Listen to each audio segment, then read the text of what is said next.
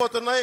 మీ దగ్గర డబ్బులు లేవు, మీకు ఉపాధి అవకాశాలు లేవు, మీకు ఉద్యోగాలు లేవు, మీకు సాగునీరు లేదు, మీకు తాగునీరు లేదు. మరి ఎక్కడికి వెళ్తారు మీరు? వలసలు వెళ్ళిపోవాలి. విజయనగరం దాటి ఉత్తరాంధ్ర దాటి మీ వలసలు ఆగాలి అంటే కూటమి ప్రభుత్వం రావాలి.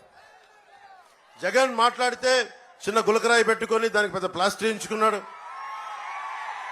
ఎగ్జిబిషన్ చేస్తా ఉన్నాడు. అంటే రామతీర్థంలో రాముల వారి విగ్రహం తల నరికేస్తేనేమో అది గాయం కాదు. కడపలో మీకు తెలిసి ఏం జరిగింది వారి కుటుంబంలో? గొడ్డలు వేటు పడితే అది గాయం కాదు. స్వయాన వాళ్ళ చెల్లెలు అంటా ఉన్నారు, అంటే నీకు ఇంతపాటి తలకి ఇంత గాయం, అది నువ్వు కొట్టుకున్నదో కొట్టించుకున్నదో తెలియదు, కానీ ఆయన మీద గొడ్డల వేటు పడితేనేమో సమస్య కాదు, కానీ నీ మీద చిన్న రాయి పడితే రాష్ట్రం అంతా సమస్య. 30,000 మంది ఆడపిల్లలు అదృశ్యం అయితే సమస్య కాదు. అమర్నాథ్ అనే 15 ఏళ్ల యువకుడు కొంతమంది ఆకతాయిలు అక్క నడిపిస్తుంటే రక్షించడానికి వస్తే వైసీపీ నాయకులు చెరుకు తోటల్లో తీసుకెళ్లి పెట్రోల్ వేసి కాల్ చేశారు. మీకు తెలుసు, చిన్నపాటి వంటలు చేసే ఆడపడుచులకు తెలుసు, చిన్నపాటి నూనె చుక్క పడితే ఒళ్ళు కాలిపోద్ది.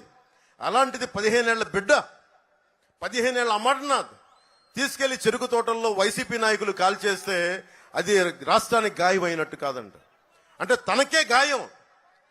బాబాయిలు చచ్చిపోయినా గాయం కాదు. రాముల వారి విగ్రహం కింద పడ్డా మా మనోభావాలు, మన మనసులు గాయపడవు. ఆయన నుదుటికి చిన్నపాటి గాయం పడితే మొత్తం ఆయన కదిలిపోయాడు, రాష్ట్రం అంతా కదిలిపోవాలి.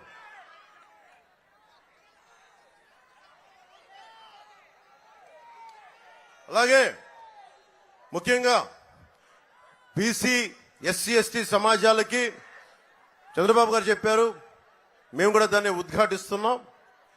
ఏదైతే సబ్ ప్లాన్ ఫండ్స్ ఉన్నాయో అవి ఎక్కడికి దారి మళ్లించకుండా దేనికైతే నిర్దేశింపబడ్డాయో వాటికే ఖర్చు చేస్తాం. అలాగే ముఖ్యంగా 27 దళిత విద్యార్థులకు సంబంధించిన పథకాలు కానీ, అలాగే అంబేద్కర్ విదేశీ విద్యా పథకాన్ని తిరిగి పునరుద్ధరిస్తాం. అది జగన్ విదేశీ విద్యా పథకం కాదు, అంబేద్కర్ విదేశీ విద్యా పథకం కింద దాన్ని తీసుకొస్తాం.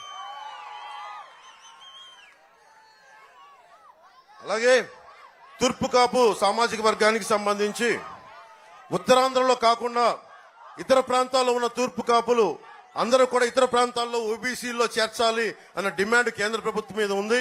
తూర్పు కాపులకి మేము హామీ ఇస్తున్నాం, దాన్ని నేనే తీసుకెళ్లి దాని గురించి ప్రత్యేకంగా మేము మాట్లాడుతాం. చంద్రబాబు గారి దృష్టి కూడా తీసుకొస్తాం. నెల్లిమర్ల లోకం మాధవి గారు ఇక్కడ అమెరికాలో ఉండి విజయనగరం ఆడపడుచు మన బిడ్డ అమెరికాకి వెళ్లి అక్కడ బాగా ఉన్నత విద్యాభ్యాసంతో పాటు పరిశ్రమలు ఇవన్నీ ఐటీ ఇలాంటి ఫార్మ్స్ అన్ని ప్రారంభించి మహిళల విదేశాల్లో ఉన్నత చదువులు పూర్తి చేసుకొని అక్కడే ఉద్యోగం చేసి మన దేశం తిరిగి వచ్చి ఎక్కడో హైదరాబాదో బెంగళూరు వెళ్ళాలా వచ్చి మన విజయనగరమే వచ్చారు. మన విజయనగరంకి వచ్చి మిరకిల్ సంస్థ స్థాపించారు. ఇక్కడే కంపెనీ మొదలుపెట్టి కొన్ని వేల మందికి విద్య ఉద్యోగ అవకాశాలు కల్పించారు. 10 సంవత్సరాలుగా దశాబ్దంగా మీతోనే ఉన్నారు.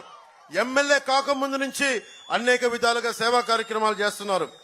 ఆమెకి లోకం మాధవ్ గారికి మరింత సేవ చేయడానికి, మీకు సేవ చేయడానికి, మేము ఉండటానికి ఆవిడ్ని జనసేన పార్టీ నుంచి గాజు గ్లాసు గుర్తు మీద నెల్లిమర్ల ఎమ్మెల్యే అభ్యర్థిగా నిలబడతా ఉన్నారు. మనస్ఫూర్తిగా మీరు మద్దతు ప్రకటించాలి, భారీ మెజారిటీతో గెలిపించాలి మనస్ఫూర్తిగా కోరుకుంటున్నాను.